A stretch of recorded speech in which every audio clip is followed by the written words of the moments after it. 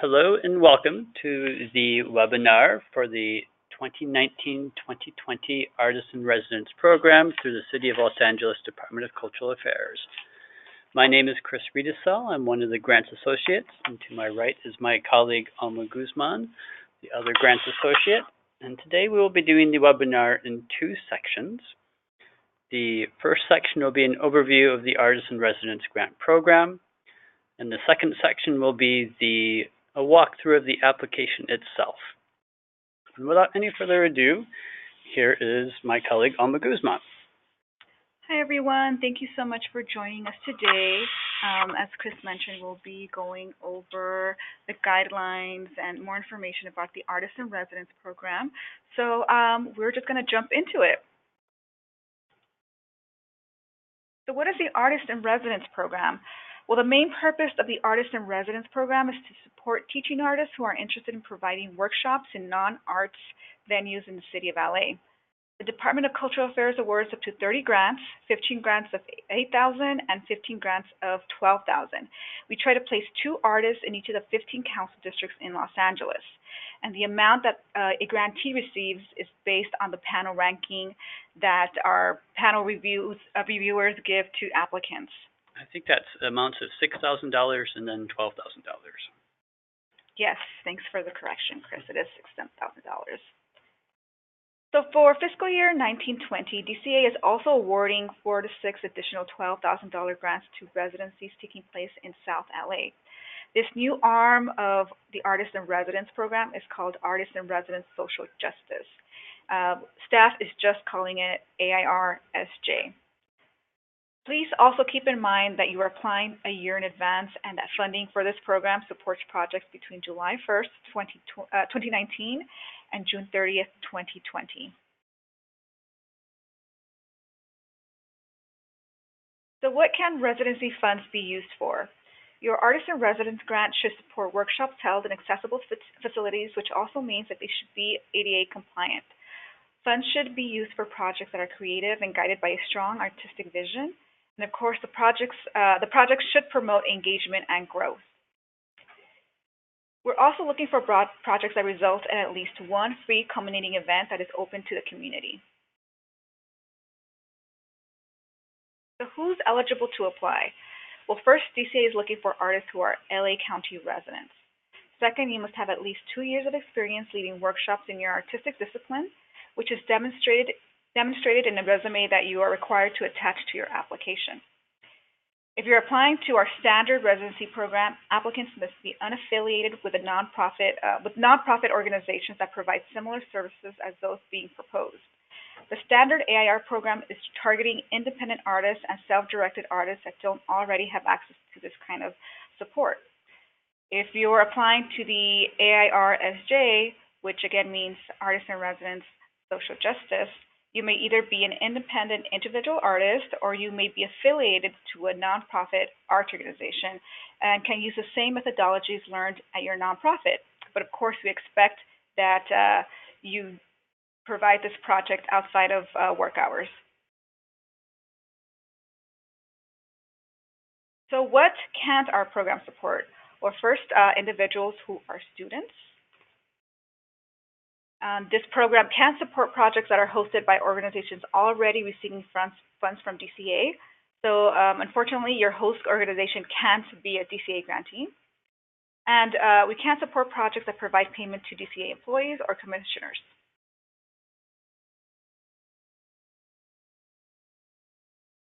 So along with your project, you do need to select a host venue. Applicants are required to seek their own venue, and the hope is that you develop a working relationship with your host as well. Ideally, your host venue will share your vision and goals, commit to providing a 50% value match. That means that it could be in kind, and this could be the venue, marketing support, or even staff time. The venue should also provide a space that's ADA accessible and be able to provide outreach support and help you promote the series to the community.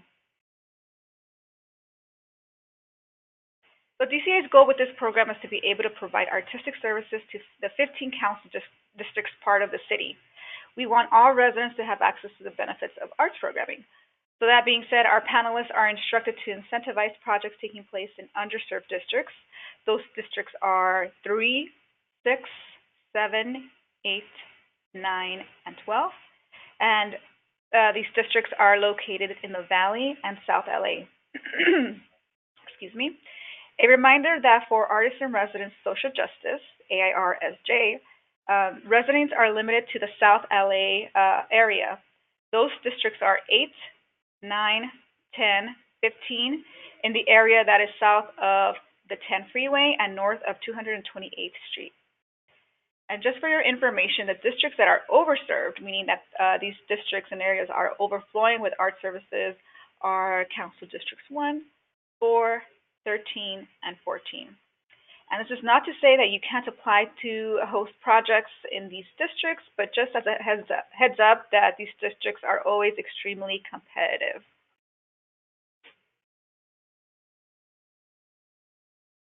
So what will you find in the application?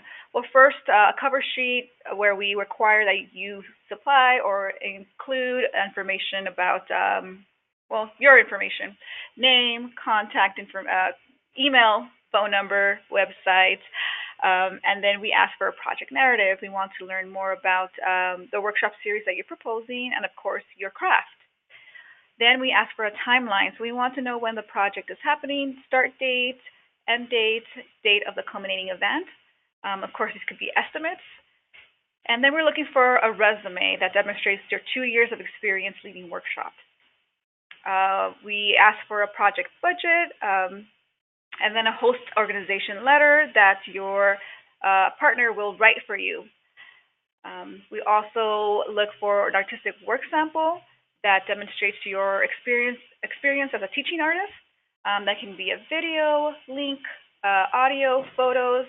But as a reminder, our panelists always respond best to video. And we also ask for supplemental materials. Those can be letters of recommendation, reviews, curriculums.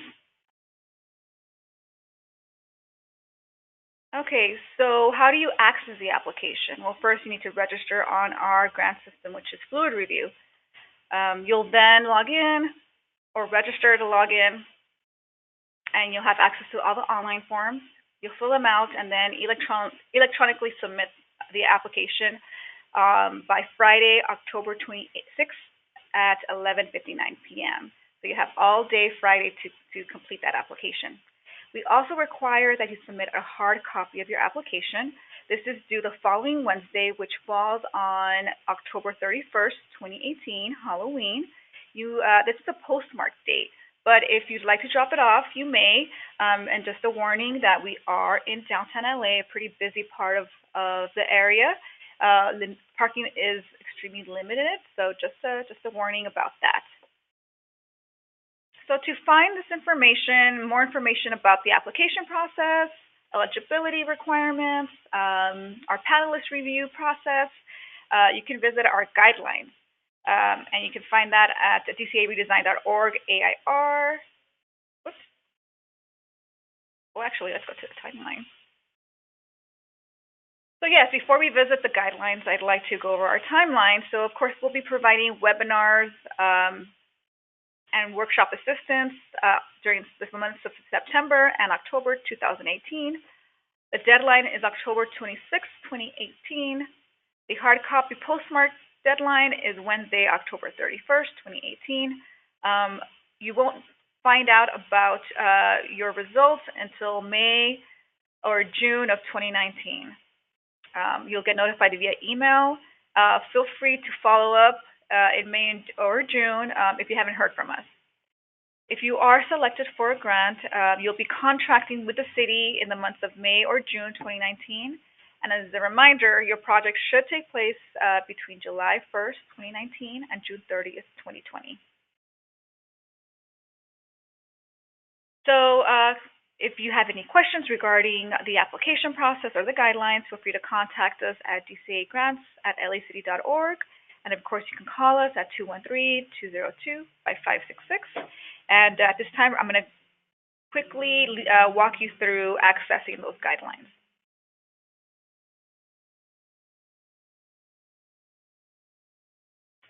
So I'm going to first start on our agency's website. This is the Cultural Affairs main website, culturela.org. You're going to want to hover over Programs and click on Grants and Calls. Here you'll see a listing of all the opportunities that are currently open through the Department of Cultural Affairs. You are interested in the Artist-in-Residence program, so you're going to scroll down and click on Artist-in-Residence. And here you'll just find a brief overview of the opportunity, but you're going to want to click on the guidelines to get more detailed information about applying. So here are the guidelines. Click here. And here we are. You can hover over these tabs for more information. Preparation, you can find more information about eligibility, grant amounts, our timeline, the panel review process as mentioned, more information about other scheduled workshops, applying, instructions, and the link to the actual application is under Submit Proposal. And of course, again, feel free to contact staff. Here's our phone number, our email, and our mailing address. So at this time, I'm going to go ahead and turn it over to Chris. He will walk you through the actual application. All right, to get to the application, you will find it underneath the Applying tab, underneath Submit Proposal. And the link is here. We use a service called fluidreview.com. Once you've logged in, you will see a window that looks like this. And the very first task that you need to complete, if you've not done so already, is to complete your profile. This information will be used to autofill grant applications that you complete year after year. Hopefully it will be a time saver once it's been done. The profile is your basic contact information. We want to know your legal name, your professional name if it's different from your legal name, phone numbers, email address, website. There are two items here. These are both numbers that you get through the City of LA, BEV and ID number and VTRC number. If you don't have these yet, or if you don't know them off the top of your head, you can leave these fields blank.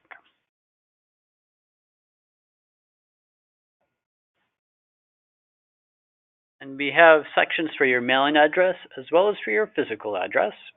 We like to have both because we want to confirm that you are a resident of the County of Los Angeles, which is one of our eligibility requirements. And then the second thing is we want to make sure we've got the best address to mail your check to should you have a grant from us.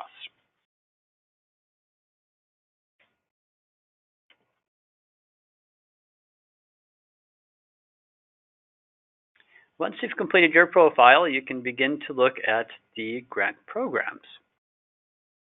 You'll see, if you've applied for grants before, you'll see a list of the grant proposals that you've submitted. If you've not submitted anything, this section will be blank.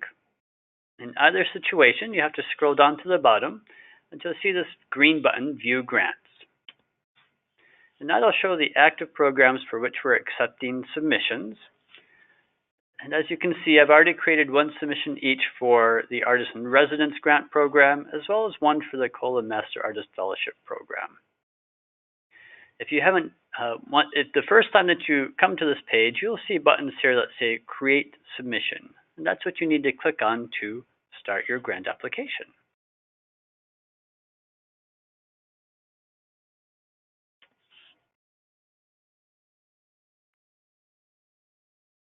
Once you've started your application, it'll be added to your list of proposals here that you're working on or have worked on previously. And you can return to your application by clicking either Edit or the unique identifier number for your application itself, which is always starts with GA and has a series of 10 digits there. Let's click on Edit. This is what I call the task list. These are all elements that you will need to complete for a complete application.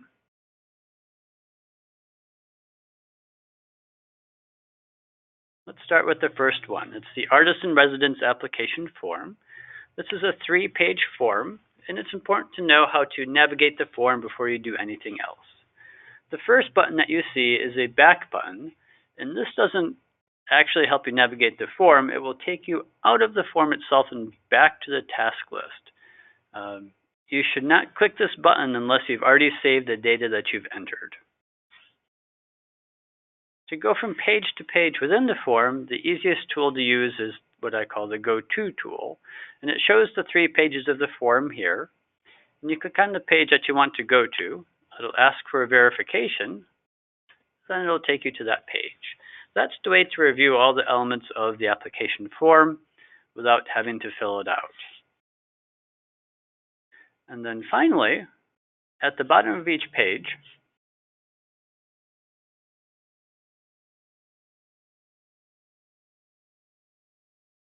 will be these buttons: previous page of form, save and continue editing, and next page of form. This is the button to save information as you enter it. These 2 other buttons, previous page and next page of form, are only useful to click on once you've completed the information on that page. If you try to click on next page of form and you've not filled all of the required items on that page, you'll get an error message with information pointing to the items that you still need yet to complete. Always be sure to click the Save and Continue Editing button to make sure that you've saved the data that you've entered. So let's go back to the first page.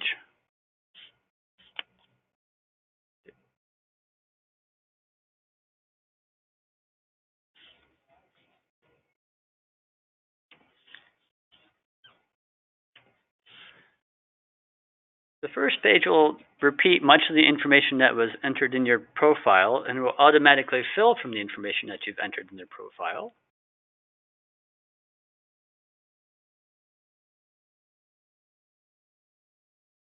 And the first new thing that you'll have to enter is the council district where you are residing. This is further information confirming that you are a resident of Los Angeles County. If you're within the city of LA, all you need to do is click on the council district that you reside in. If you don't know the council district that you're in, we have a link to an app that helps you find that out. This is found on the City of LA website. All you need to do is type in an address,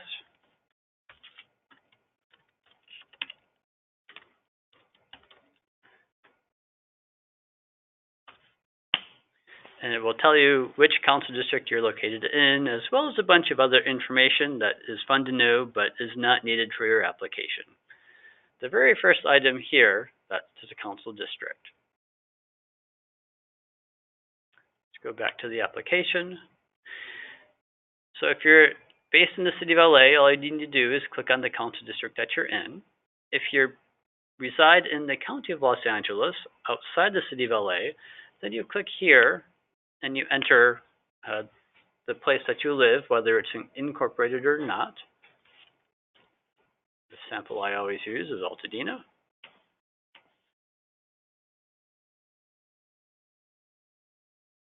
And the next thing that we want to know is the council district in which the project will take place, in which your proposed project take place.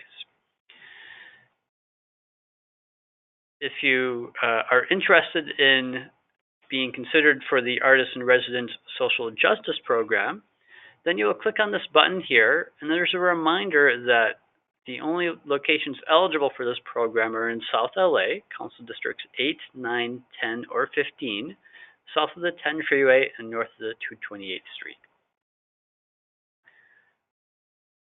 If you would like more information as to what the social justice program is, just go back to the guidelines, and there's a lot of information in the introduction as well as in the framework.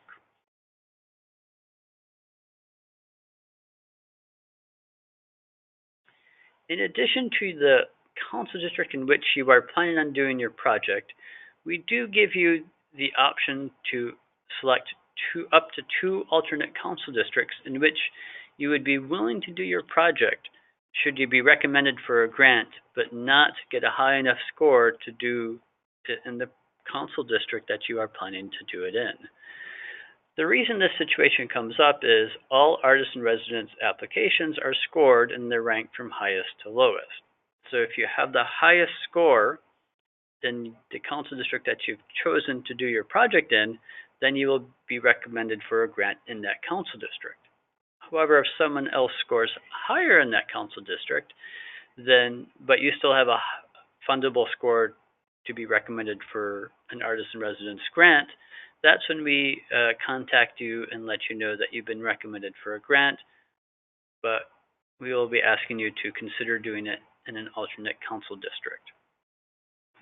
So if you're able to identify potential backup locations to do your project, it is to your advantage to do so. You're not required to do so, but it is to your advantage.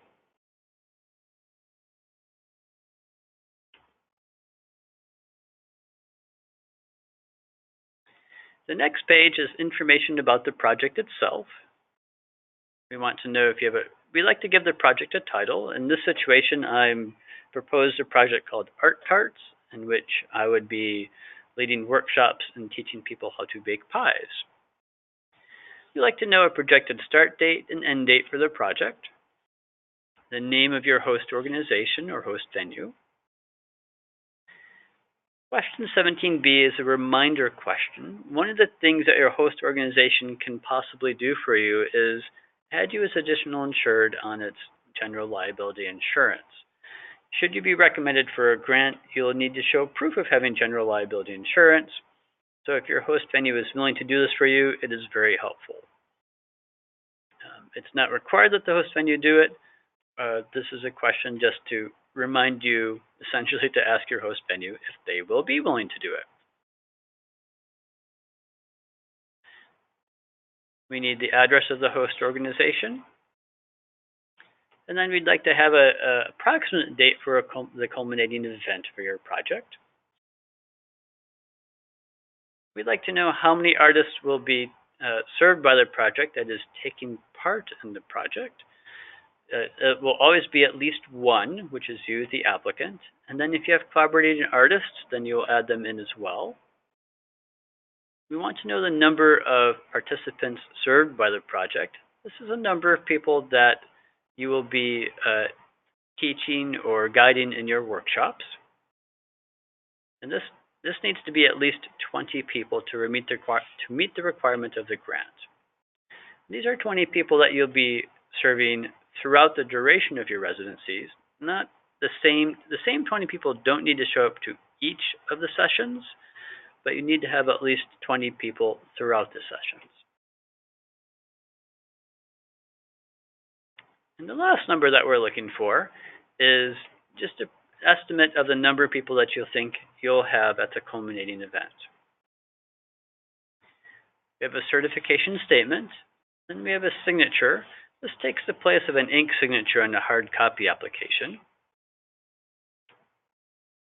And in this signature box, as well as other boxes where you see the clear button, that'll clear the information you've entered in that box, and you can re-enter the information. And in this case, it would be re-entering the signature.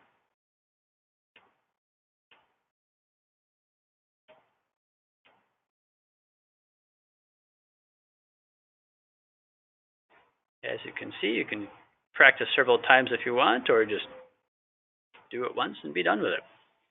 And then we want to have the date of the signature, and that completes the second page of the application. The third page is the narrative of the proposal, and this is where all of the essay questions are found. And this is built off of our original hard copy application, which was approximately allowed for 5 pages of text.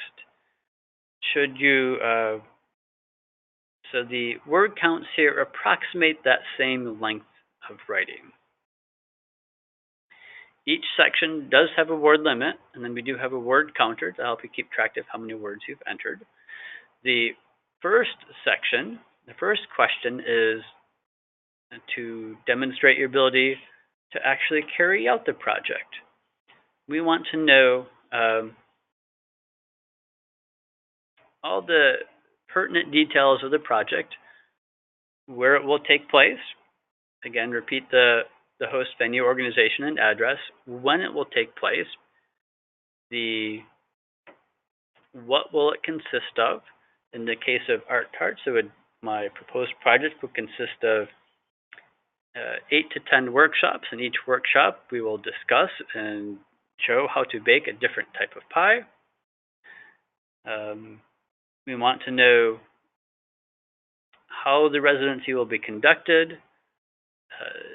That last question is maybe describe a typical session, whether or not it's like the first half of the session consists of instruction and the second half is art making or creative work.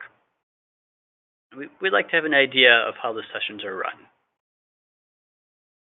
The second question, this is where you talk about your own qualifications. This is where you provide the information to give reviewers of your proposal confidence that you are the person who can successfully carry out this project. What are the highlights on your resume? What is your key points of experience? What special training do you have?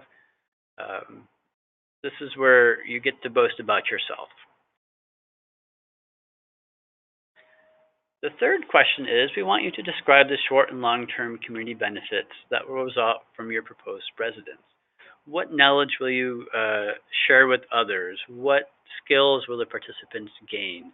Will it be actual skills? Will it be other things like improved confidence and self-esteem? All of these things are relevant. We also want to know how the residency will benefit your own artistic development. The fourth question is, we want to know about the audience that you plan on serving. So this is where you describe the participants that you plan on working with. Will you be working with youth? Will you be working with seniors? Will you be working with people who speak a different language other than English? Whoever your audience is, we want to know. And if there are needs or that you need to address for working with this audience, we want to know how you'll be addressing those needs.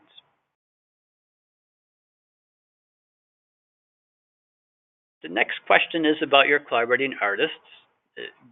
So if you don't have any collaborating artists, this is a very easy question. You can just say, no, I do not have collaborating artists, and you are done with the question. But if you do have collaborating artists, we want to know who they are and how it is you've selected them to be part of your project. Do they have special skills?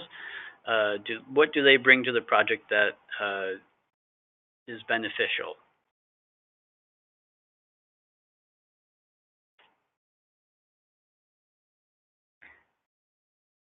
The next question deals with your outreach and your marketing. We want to know, and with your host organization. So we want to know how you and your organization will collaborate to bring in the required minimum number of participants, which is 20, as well as how will you and your collaborating partner or organization outreach for your culminating event. This is where you describe those outreach efforts, the amount of time and money, and what type of work you'll be doing to spread the word about the project and getting people to participate. Question number 7 is what I call the classroom management question. How will you generate an atmosphere that encourages artistic expression and ensures active participation? Describe how it is, what you do to manage the environment of your classroom. We also want to know how your culminating event will tie together what your participants have learned in their workshops with the sessions, or if it's a collaborative art project, what will the end result be?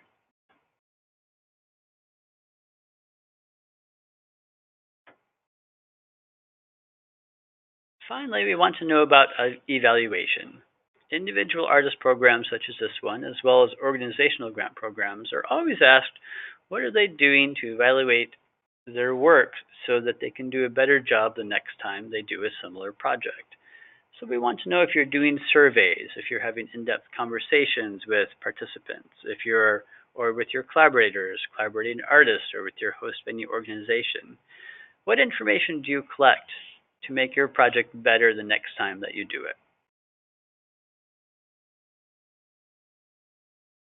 And the last question on this page is a project timeline. This should be a summary of the dates and topics of each of your sessions that you're planning on doing for your workshop series. And be sure to include information about the culminating event as well.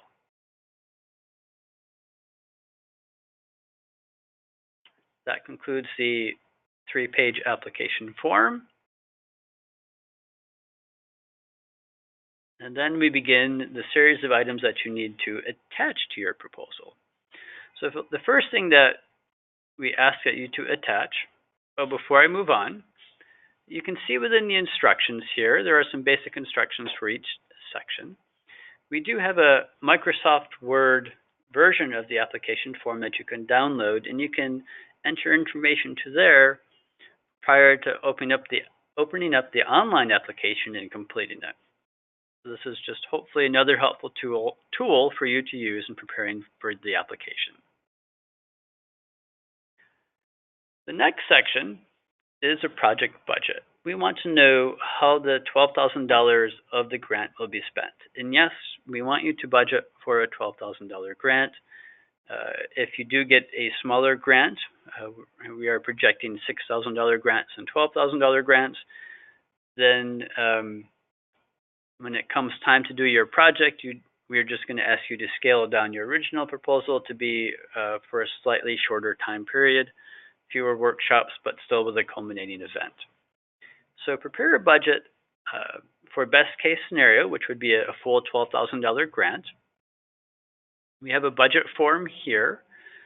If you click, it'll download the form. It's a fillable PDF form.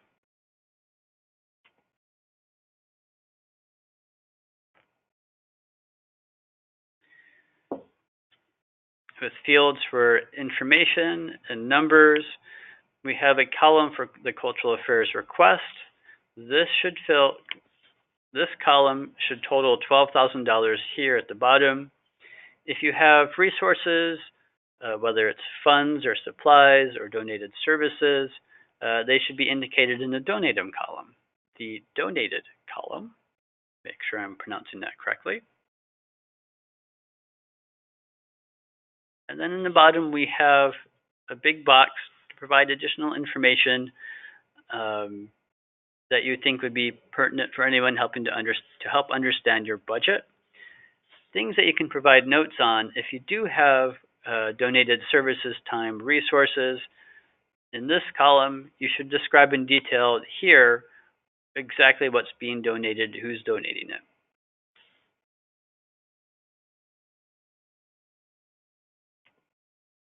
As another helpful tool, we do have a sample budget already filled out. It's found right here, the AIR budget sample.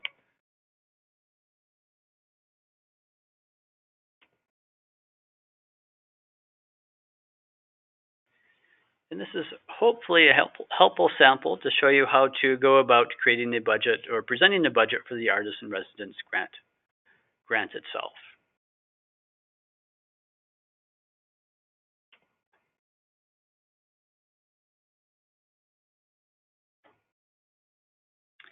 The next thing that we ask you to do is to upload your resume or your CV. This is where you demonstrate at least 2 years of experience doing similar projects to what you're proposing. So there should be artistic experience on there. There should be teaching experience. There should definitely be teaching experience on there.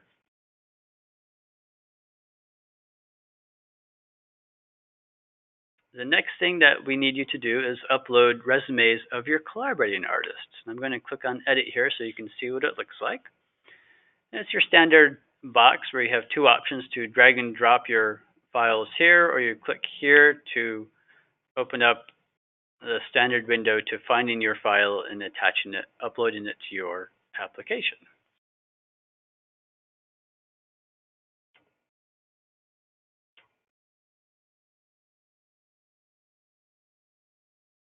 I'll just click here.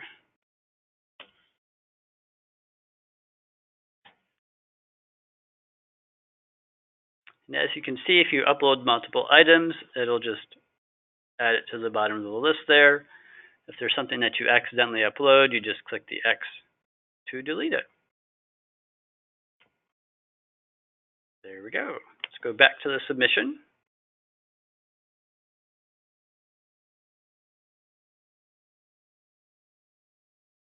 After you've uploaded the resumes of your collaborating artists, and once again, if you don't have any collaborating artists, you leave this section blank. We need for you to upload a letter from your host venue. Preferably, this will be written on the host organization's letterhead, and they will provide their name, their mission, what amenities they'll be providing, and you'll be going more into detail a little bit later. We want to know, we would like for the host organization to describe the demographics that it serves. Then we want them to talk about how they will partner successfully with you to create a successful Artisan Residence Grant project. We want to know about any ongoing art programs that the organization has and how your project is different from those that they are already offering. We would like to hear from the host organization itself what they think the anticipated impact of the residency will be. And they should go into detail of what they will be providing for you to help you make the residency successful. In addition to the space that they're providing, they should describe if they will provide maintenance and security, if they'll be adding you as additional insured, if they will be providing equipment or supplies, or if they'll be providing staff time. It's beneficial for them to describe how much they'll be working with you to have a successful project. And the last thing they should talk about is how they will be working with you to coordinate, recruit, and enroll the core audience of participants in your sessions. This should back up the information that you've provided earlier in the narrative.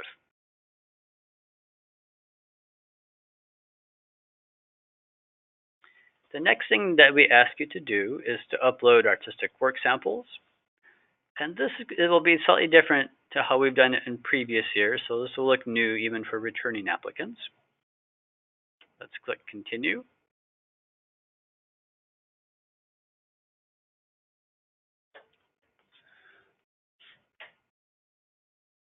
Okay, this is the second page. Let's go to the first page. So all applicants will be given the option of attaching up to 3 links or uploading 5 to 10 images. Let's look at the links first.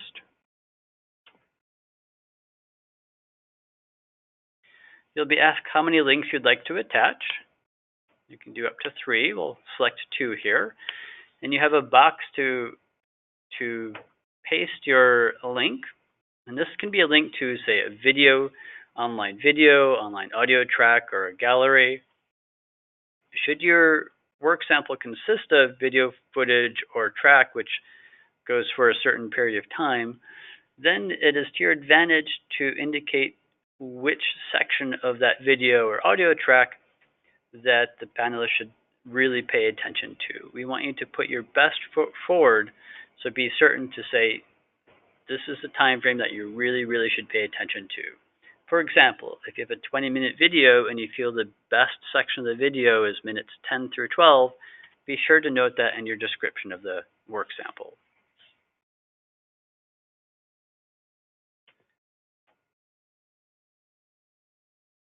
I just took us out of the task list. Let's go back to the task list, I should say. Let's go back to the work samples.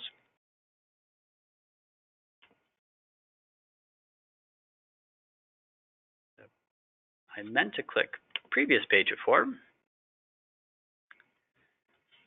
So should you choose to do images,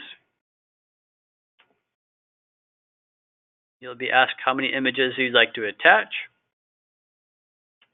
and it's 5 to 10, and you'll be given however many numbers you select. You'll be given links or buttons like these to choose the file to upload, and then in the box below you enter the caption for that image.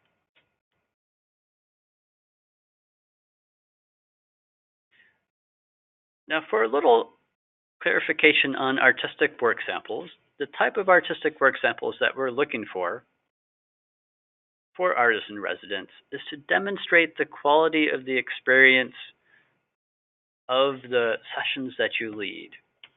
This is not, we are not looking for work samples of your own artwork.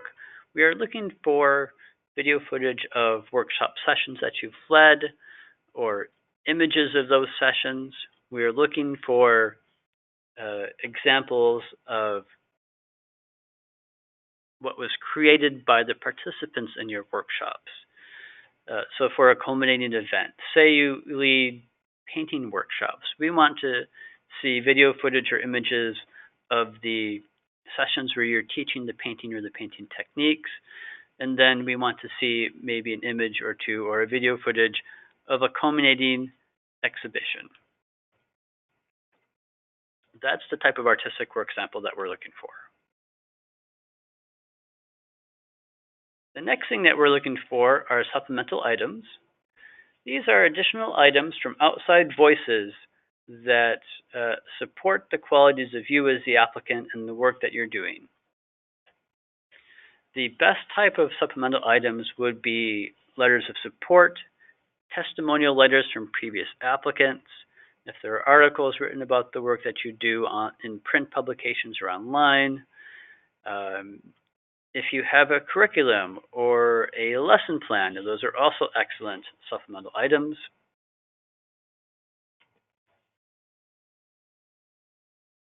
And when it comes to supplemental items, we allow each applicant to attach no more than 3. It's good to have a variety. It's good to have a variety of voices. So if you have a couple letters of support, a couple testimonial letters, if you have resources that you use like a curriculum, it's always best to do pick the best of each of the items that you have.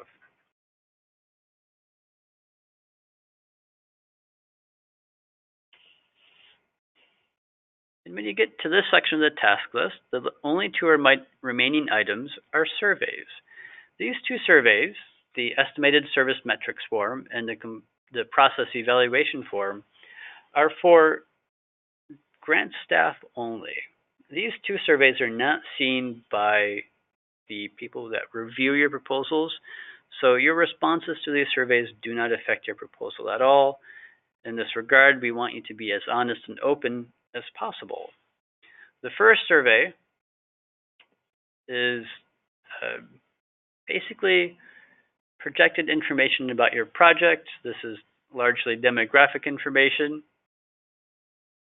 We use this to gauge the kind of audiences and communities that our grant programs are reaching. So it is very helpful for us to, for our own research purposes, to see which communities we're reaching through our grantees. The first section is we want to break down of ethnicity or race for the people working on the project, administrative and artistic in the first column, and in the second column, these would be the audiences that you'll be working with, the workshop participants, as well as the audiences in the culminating event. The next thing that we ask in the survey is a breakdown by age of the people that you'll be reaching through the programming. This will be a breakdown of the participants, these 2 numbers total. So you can see in this sample here, we've got 23 people listed here and 100 listed here. We would like to see of those 123 people what the age breakdown is. The next section is for broadcast projects only, that is projects that are broadcast on TV cable or on radio or online or published through newspapers or magazines or zines. So if you don't have anything quite like that, you can leave this blank. But if you do, we want to know the number of people that you'll be reaching. The next few sections have to deal with your outreach. We want to know how you and your host venue are planning on doing outreach, what methods you'll be using, and how many people you'll be reaching through each of those methods. And finally, the last section is in regards to workforce development. How many people will be working on your project? There's always going to be at least one part-time person, which is yourself, the applicant. If you have collaborating artists, then those would most appropriately be put under the occasional column.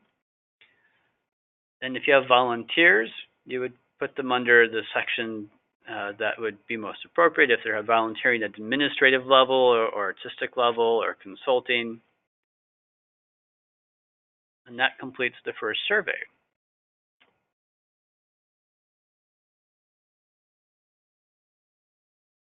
The second and last survey consists of questions about our application process. This is the information that we use to improve our application process from one year to the next. So this is where we very much appreciate all sort of honest feedback so we can make your experience a better and easier one each year.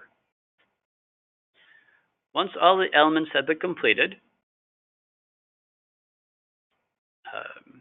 you'll be able to click this button here, submit your application. Until all the elements are completed, you'll get this message with the little circle of the hash mark through it, and this, prerequisites not met. Once all of the elements are completed, this message will change, and you'll be able to click on this button.